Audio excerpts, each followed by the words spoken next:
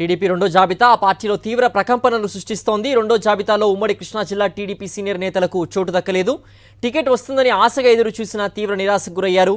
పెనమనూరులో బోడేకు ticket రాలేదు. కొన్ని అనివార్య కారణాలతో సీటు ఇవ్వలేకపోతున్నామని చంద్రబాబు నుంచి ఫోన్ రావడంతో బోడే ప్రసాద్, బోడే అనుచరులు తీవ్ర అసహనంతో ఉన్నారు. చివరి ప్రయత్నంగా టీడీపీ ఆఫీస్కి ర్యాలీగా వెళ్లి టికెట్ ఇవ్వాలని అడిగేందుకు సిద్ధమవుతున్నారు. అలాగే మండలి బుద్ధప్రసాద్, దేవినేని ఉమా కూడా టికెట్ వస్తుందో రాదోనని టెన్షన్లో ఉన్నారు. అవనిగడ్డ టికెట్ కోసం మండలి బుద్ధప్రసాద్ గట్టిగా పట్టుబడుతున్నారు. మరింత సమాచారం మా ప్రతినిధి అశోక్ అందిస్తారు.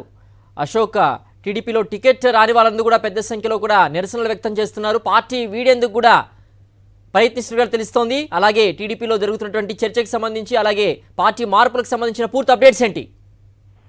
ఇప్పుడు టీడీపీ రెండో జాబితాలో ముఖ్యంగా కృష్ణా జిల్లాలో సీనియర్ నాయకులకు తీవ్ర అవమానం ఎదురైందని చెప్పుకోవచ్చు. పెనమలూరు నియోజకవర్గానికి చూస్తే కనుక బోడే ప్రసాద్ 10 ఏళ్ల నుంచి కూడా పార్టీ కోసం ఎంతో కష్టపడుతున్నారు. కానీ ఆయనకి టికెట్ ఇవ్వలేనంటూ కూడా నేరుగా చంద్రబాబు నుంచి ఫోన్ వచ్చింది. కొన్ని అనివార్య కారణాల వల్ల పెనమలూరు టికెట్ ను మీకు ఇవ్వడం కుదరదని స్పష్టం చేశారు. దీంతో బోడే ప్రసాద్ కావచ్చు, ఆయన అనుచరులు తీవ్ర అసహనంతో ఉన్న పరిస్థితి అయితే కనబడుతుంది.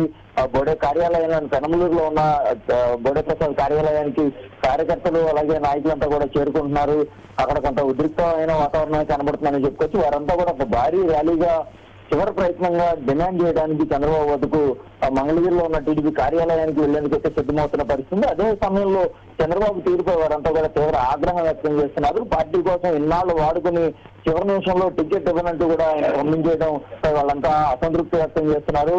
ఖచ్చితంగా బోడే ప్రసాద్ కి టికెట్ ఇవ్వాలి, ఇవ్వని పక్షంలో పెనమలూరులో మాత్రం టీడీపీకి సహకరించేది లేదని వాళ్ళంతా స్పష్టం చేస్తున్న పరిస్థితి కనబడుతుంది.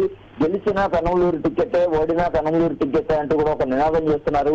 ఎట్టి పరిస్థితుల్లో బోడే ప్రసాద్ కు టికెట్ ఇవ్వకపోతే మాత్రం ఖచ్చితంగా టీడీపీ ఓడిపోయే మొదటి టికెట్ పెనమలూరు అని వాళ్ళంతా కూడా టీడీపీ అధిష్టానానికి చంద్రబాబుకి హెచ్చరికలు జారీ చేసిన పరిస్థితి కనబడుతుంది. పార్టీ కోసం 10 ఏళ్ల పాటు పూర్తిగా కష్టపడి నియోజకవర్గం అంతా తిరిగిన బోడే ప్రసాద్ కి ఈ రోజు టికెట్ ఇవ్వకపోవడంపై అటు బోడే ప్రసాద్ కావచ్చు, ఆయన అనుచరులు కావచ్చు తీవ్ర అసహనంతో ఉన్నారు.